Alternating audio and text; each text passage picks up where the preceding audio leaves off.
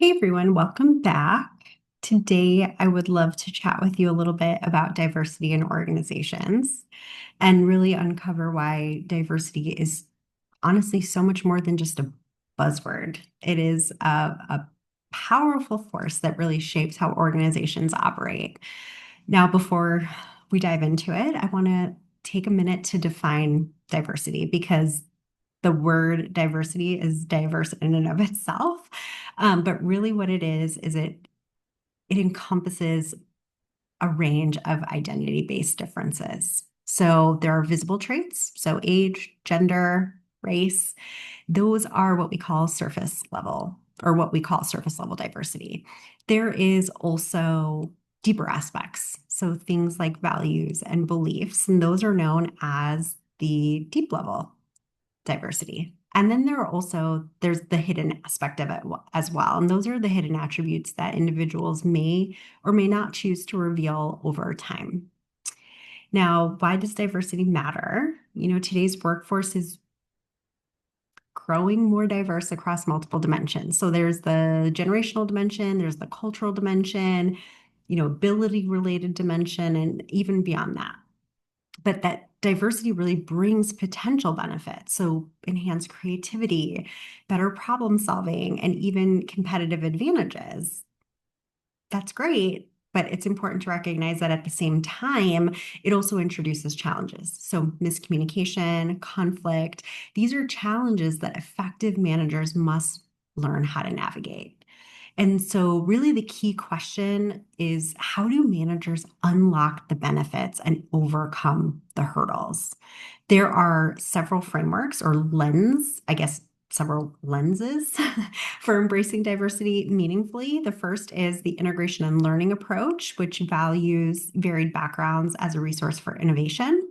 There is the access and legitimately lens, which focuses on how we leverage diversity to connect with diverse markets. And then there's the discrimination and fairness perspective, which really just highlights promoting equity and inclusion.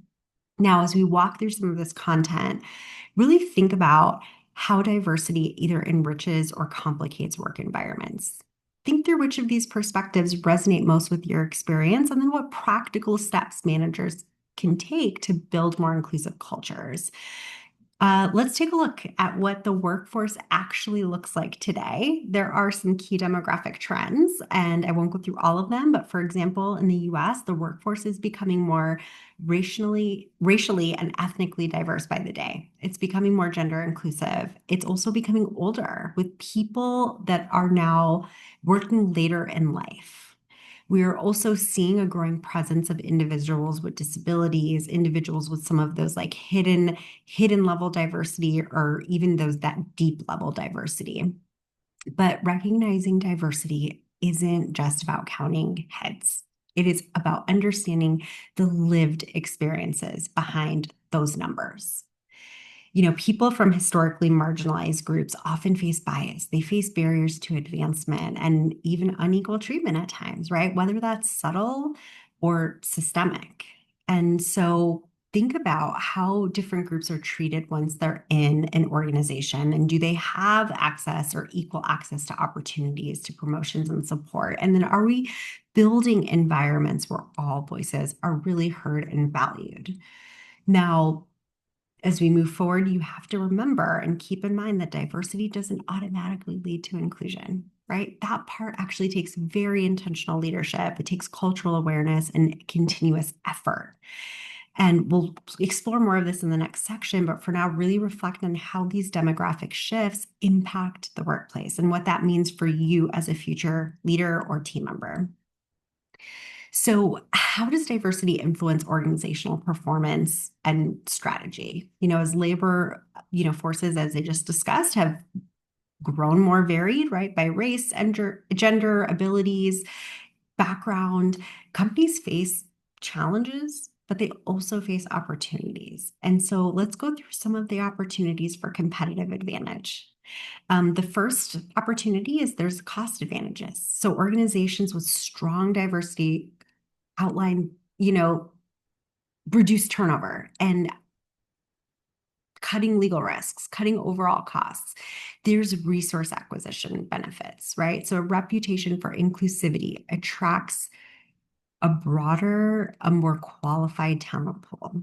There's the market insight opportunity, right? Where a diverse, workforce can better understand and respond to varied customer groups. There's system flexibility. Working across differences really builds adaptability and collective learning.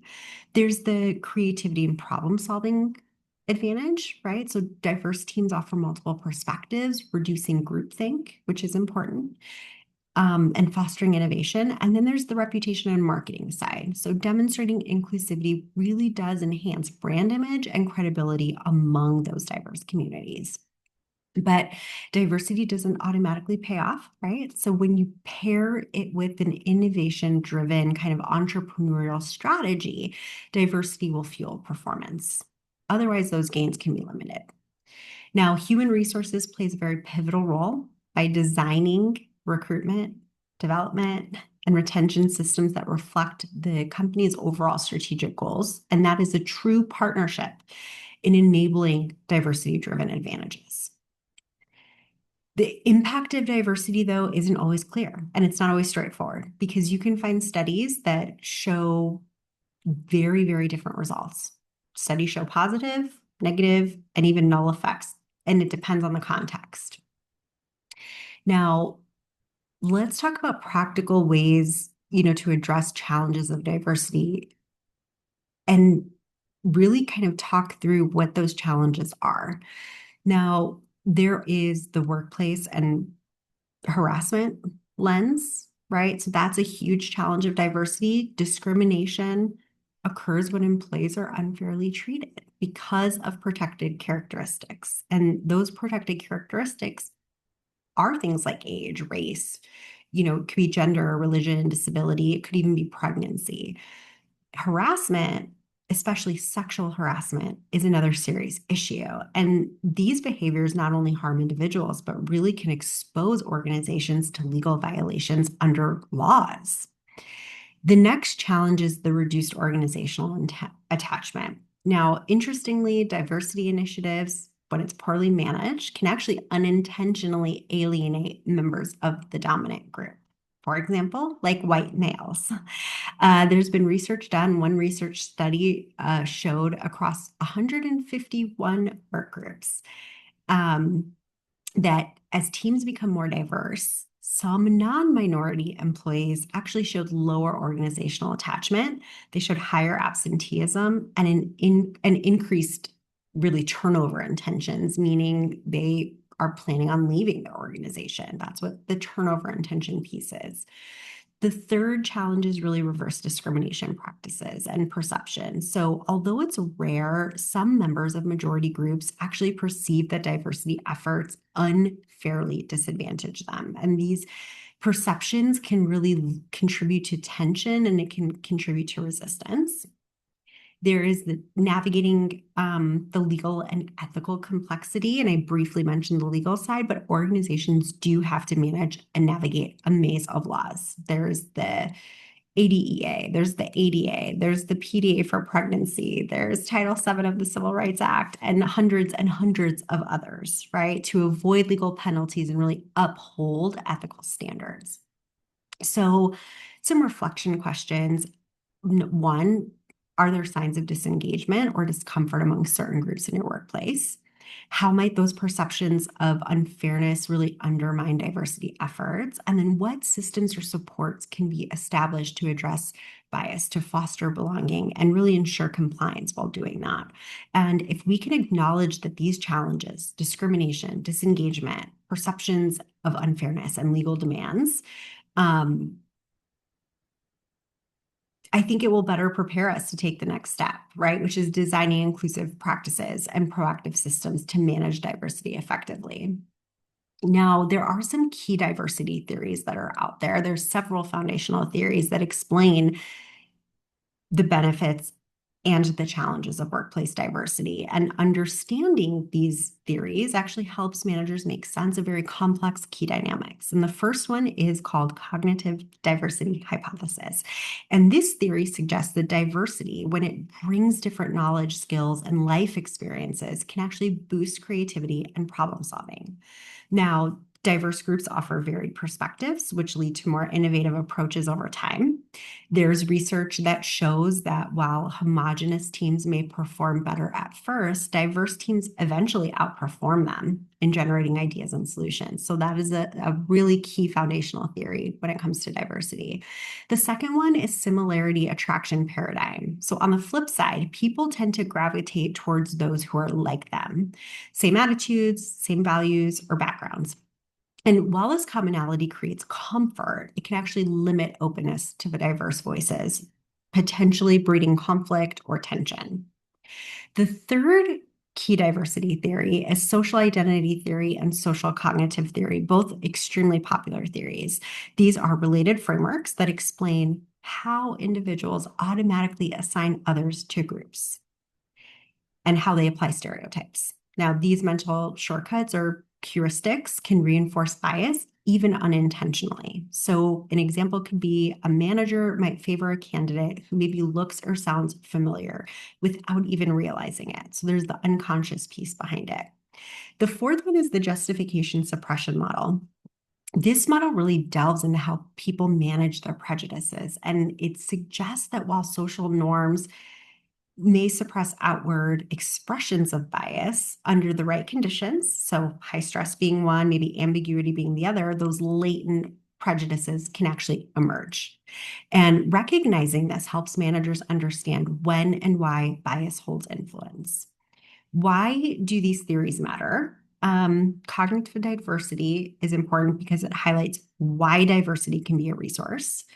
The similarity attraction and the social identity / cognitive theory explain why diversity can create friction, while the justification suppression theory really helps us understand when bias might resurface and then how to guard against it. So think about in your own teams, have you seen the creativity sparked by diversity?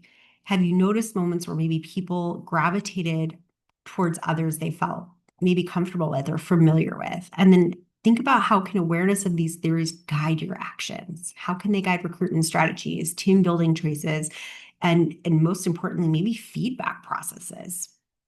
Now, what can managers do? There's a few things. I think one, lead with purpose. So frame diversity as a core learning strategy and not just a compliance task. I think the second thing that managers can do is build inclusive systems. So from recruitment through development, ensuring that policies promote equity and also promote belonging.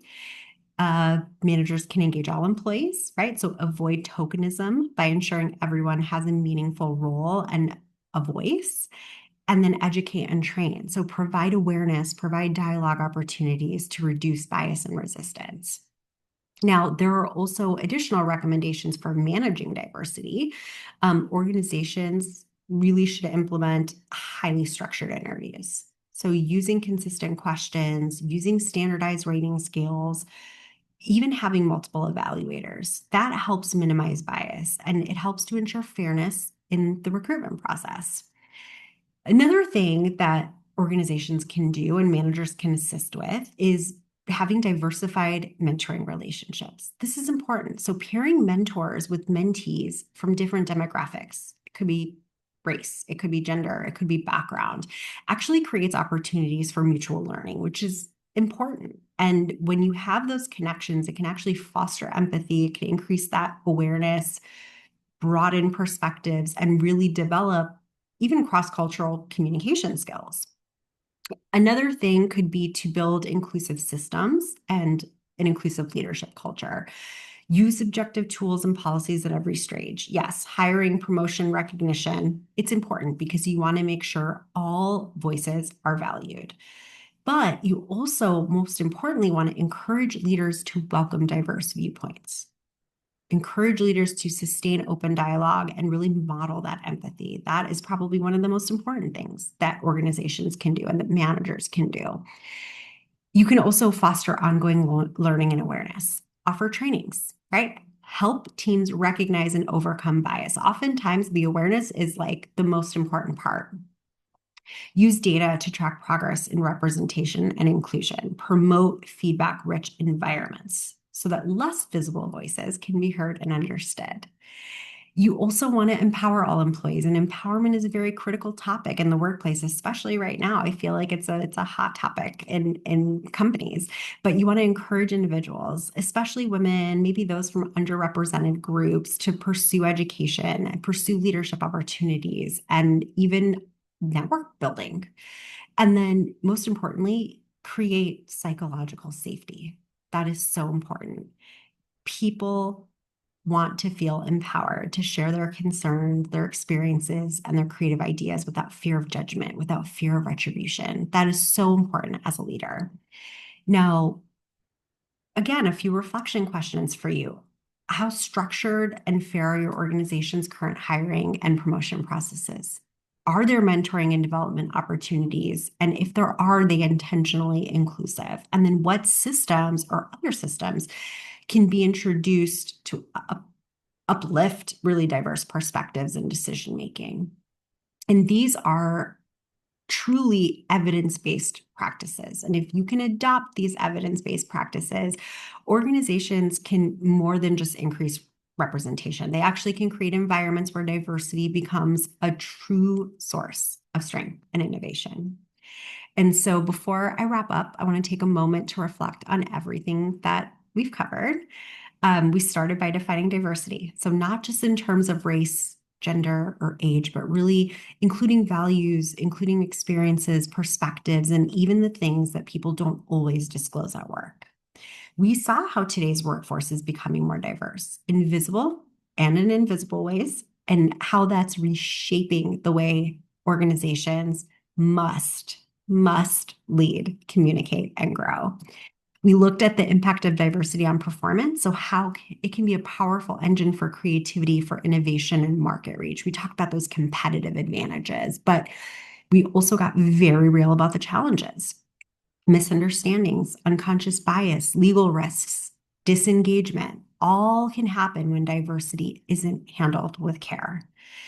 We explore powerful theories that explain both the benefits and tensions of working across differences, from cognitive diversity to social identity theory.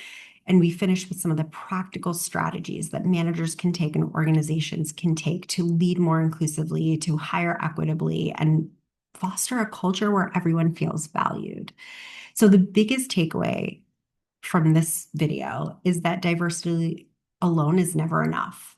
It's what we do with diversity. It's how we lead. It's how we listen, how we learn that creates belonging and drives that performance. And as you move forward in your studies or in your career, I really challenge you to be the kind of leader who doesn't just manage differences, but embraces it. So create space at the table. Seek out voices that aren't always heard, because each person truly has something unique to bring. And we are greater as a whole, right? We're many parts, but one body, and each person brings something unique and essential to that whole. Thank you again for joining me, and I look forward to talking with you soon. Thanks.